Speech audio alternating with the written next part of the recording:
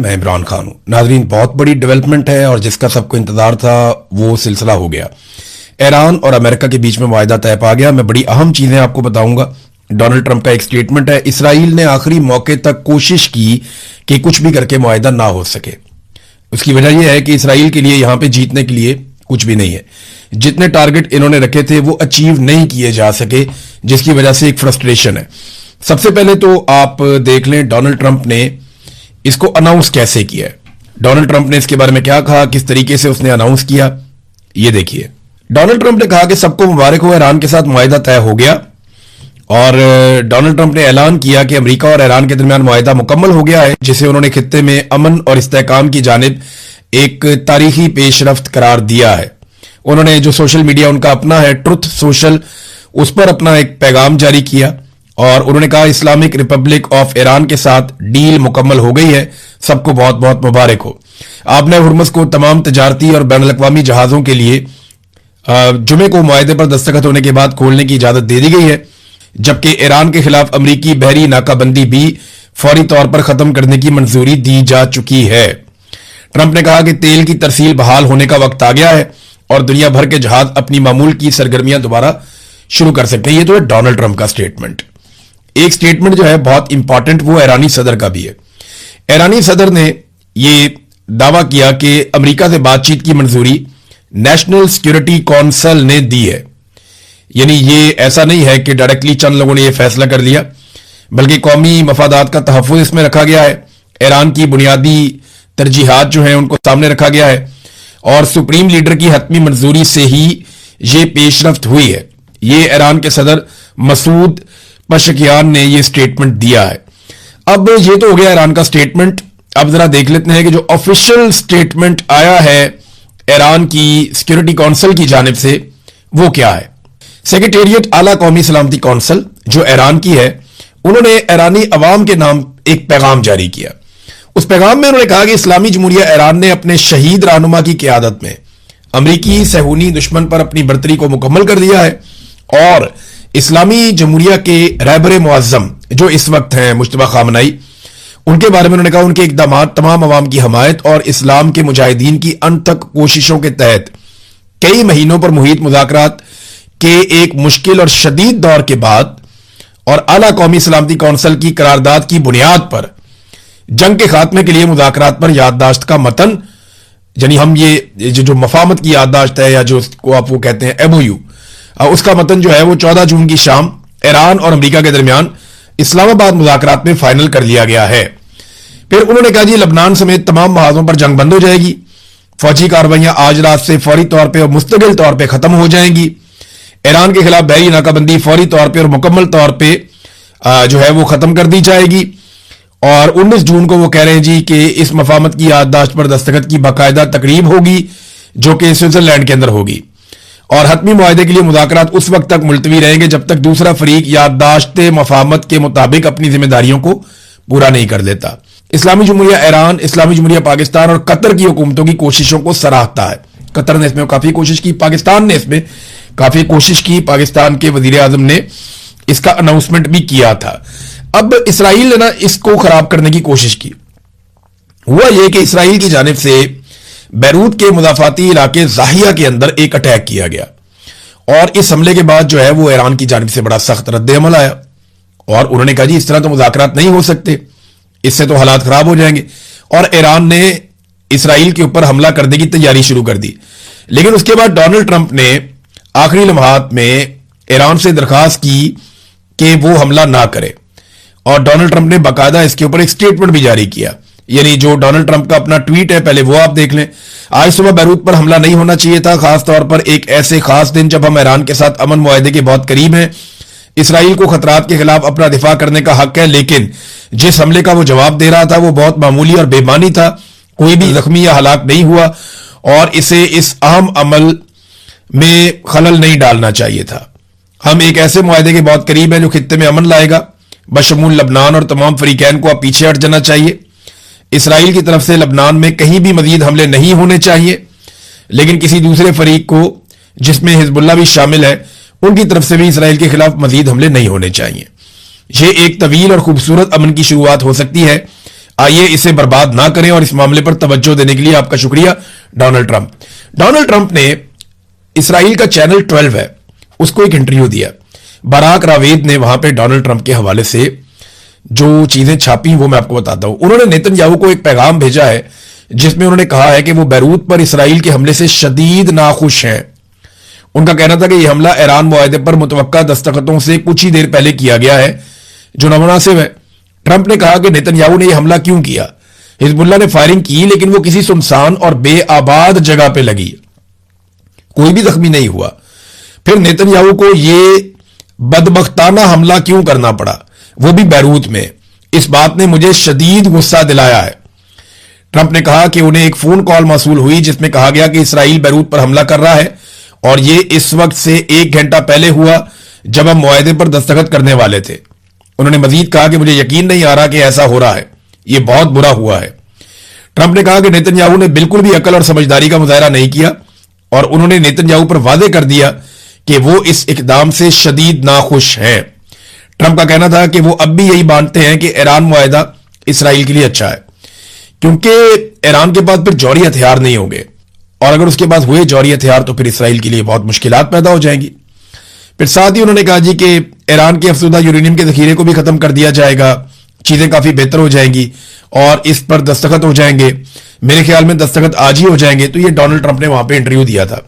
Israel को problem यह था कि वो जो सोच रहा था वो उसको मिल नहीं रहा था, लेकिन ईरान ने यह हमला रोक के अकलमंदी का सबूत दिया और अब ये अमेरिका की जिम्मेदारी है कि इसराइल बैरूत पे या लबनान पे अटैक ना करे, क्योंकि इसराइल जब अब लबनान पे अटैक करेगा तो एक बात याद रखिएगा कि ईरान वापस इसराइल पे अटैक करेगा।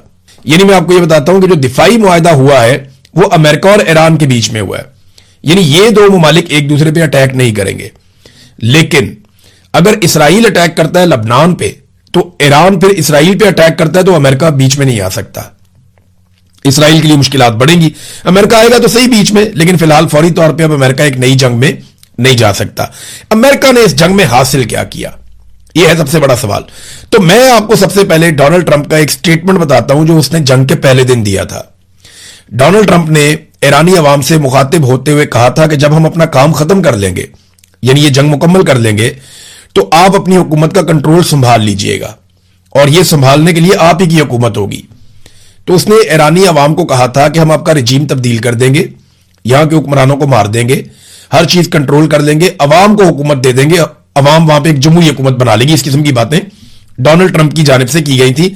जंग के पहले दिन इनके बड़े बड़े दावे थे। लेकिन अमेरिका ने क्या हासिल किया और ईरान ने क्या हासिल किया, मैं आपको 2 मिनटों में बताता हूं। अमेरिका ने रजीम तब्दील करना था, वो नहीं हो सका। फौजी ताकत जीरो करनी थी ईरान की, वो नहीं हो सका। मिसाइल खत्म करने थे, ड्रोन्स खत्म करने थे, आज अमेरिकी रिपोर्टों के मुताबिक वो पहले से ज्यादा मुअस्सर हैं, वो भी नहीं हो सका। खित्ते में अमेरिका को अपनी बालादस्ती कायम रखनी थी, उसको बड़ी चोट लगी है। इत्तहादी अमेरिका के बड़े अहम, खास तौर पे जो नेटो इत्तहादी थे, वो अमेरिका ने बहुत हद तक खो दिए हैं। दुनिया का अमेरिका के ऊपर जो एतमाद है वो मुतजलजल हुआ है। अमेरिकी चौधराहट जो है वो भी खतरे में पड़ी है। आबना हुर्मुज की सूरत हाल पहले जैसी कभी नहीं रह सकेगी, ये बात अब सब जानते हैं। ईरान ने क्या हासिल किया, तो ईरान ने एक तो मिथ तोड़ दी ये वाली कि इसराइल के अंदर कोई बम नहीं जाता या अमेरिका को वापस मारा नहीं जा सकता, अमेरिकी हथियार नाकाबिले शिकस्त हैं तो आप उनकी कोई चीज तबाह नहीं कर सकते। ये मिथ ईरान ने तोड़ दी। उसने इसराइल को भी मारा, उसने अमेरिका को भी मारा। फिर उन्होंने अपनी एक डेटरेंस कायम की जिसको दबदबा कहते हैं आप उर्दू में, और वो उन्होंने कायम कर ली रीजन में। फिर पाबंदियां जो ईरान के ऊपर थी वो खत्म हो जाएंगी। अब जो ईरान के मुंजमद असासे हैं वो बहाल हो जाएंगे। यानी अभी खबर आ रही है यूएई ने गालिबन $3 अरब बहाल कर दिए, बाकी वो करने जा रहे हैं।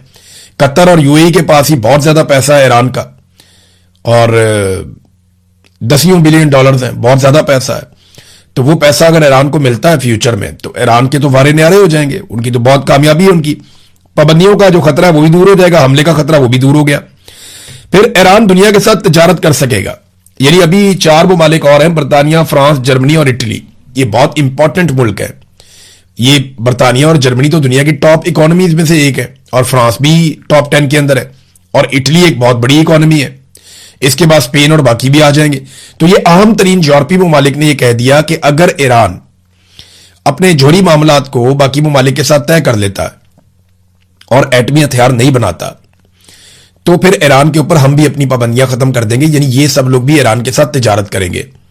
हमारे रीजन में सबसे ज्यादा तालीमी काबिलियत ईरान के पास है, उनका तालीमी निजाम सबसे बेहतर है, तो उनके पास मौके भी सबसे बेहतर होंगे, तेल भी उनके पास है और पढ़े लिखे लोग भी उनके पास है।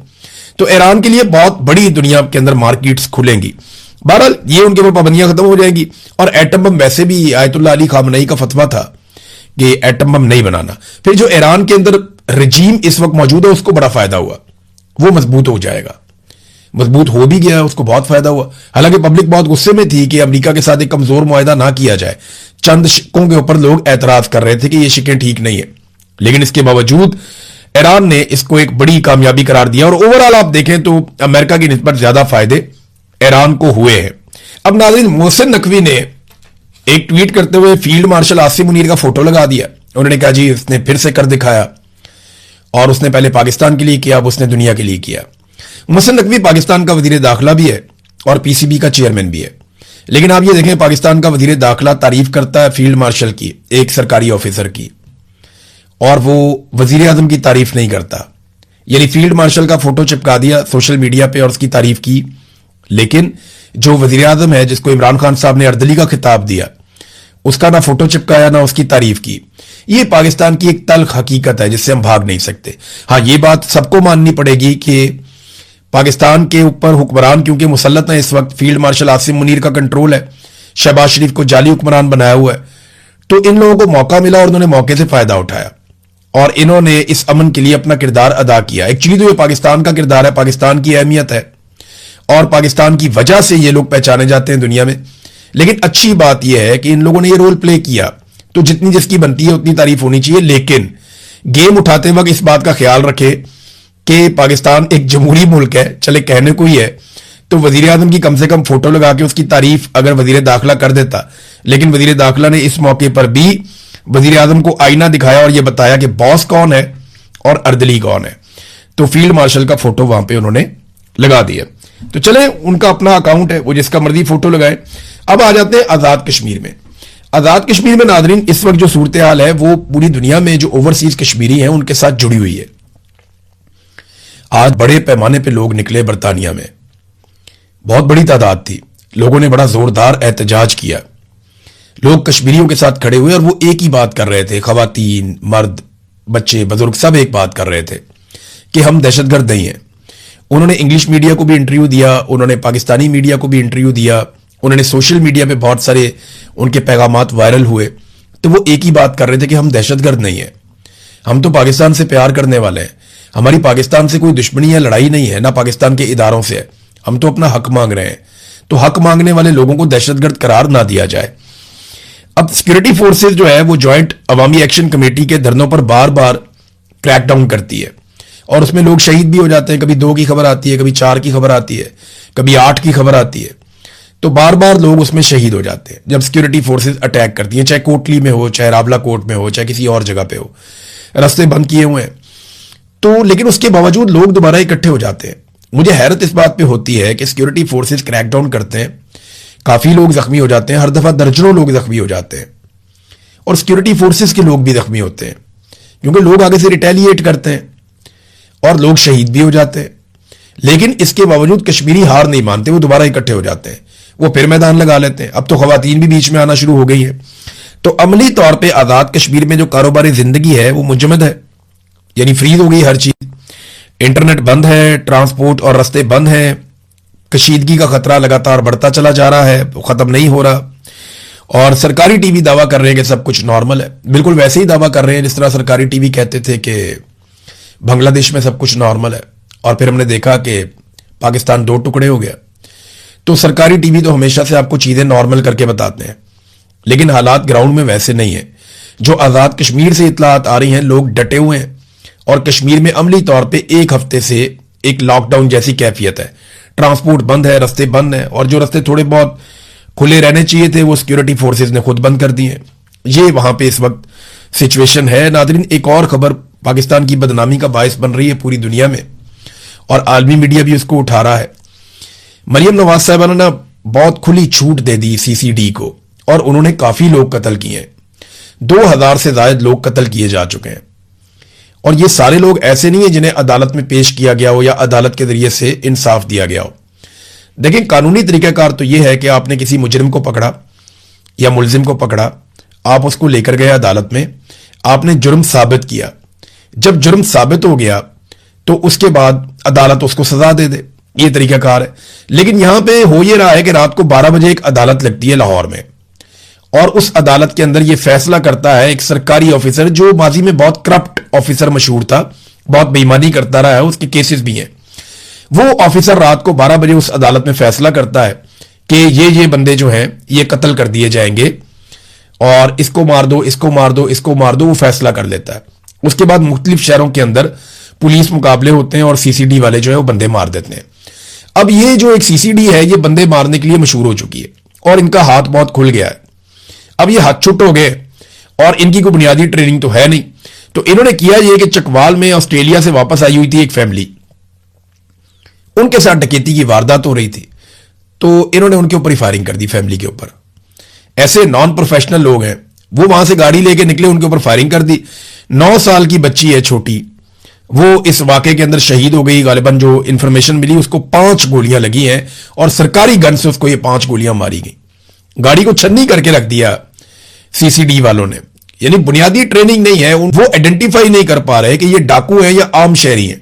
अब वो ऑस्ट्रेलिया से पलट के आए हुए थे, 2 लोगों को वहां पे और गोलियां लग गई, अदील को और अफान को, ये 2 लोग जख्मी हो गए। जबकि एक मासूम बच्ची है छोटी 9 साल की, कोई 10 साल बताता है, कोई 9 साल बताता है, और ये हानिया, ये बच्ची जहां बहक हो गई।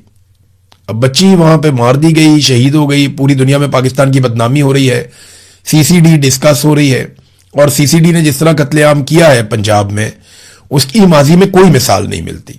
यानी शहबाज शरीफ ने भी अपने दौर में पुलिस से बंदे मरवाए थे, लेकिन जिस तरह सीसीडी ने यह काम किया है ऐसा हमने कभी माजी में सुना भी नहीं था।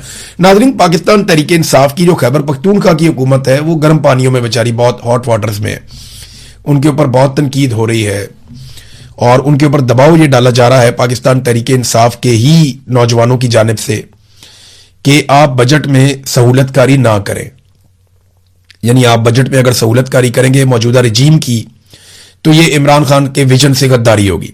यानी अरबों रुपया जो अवाम की मलकियत है या अवाम की अमानत है वो आप लौटा दें अगर उस फेडरल गवर्नमेंट को जिसने अवाम से तमाम सहूलतें और सब्सिडीज और तरक्याती प्रोग्राम छीन लिए हैं, तो ये एक बड़ा इशू हो जाएगा।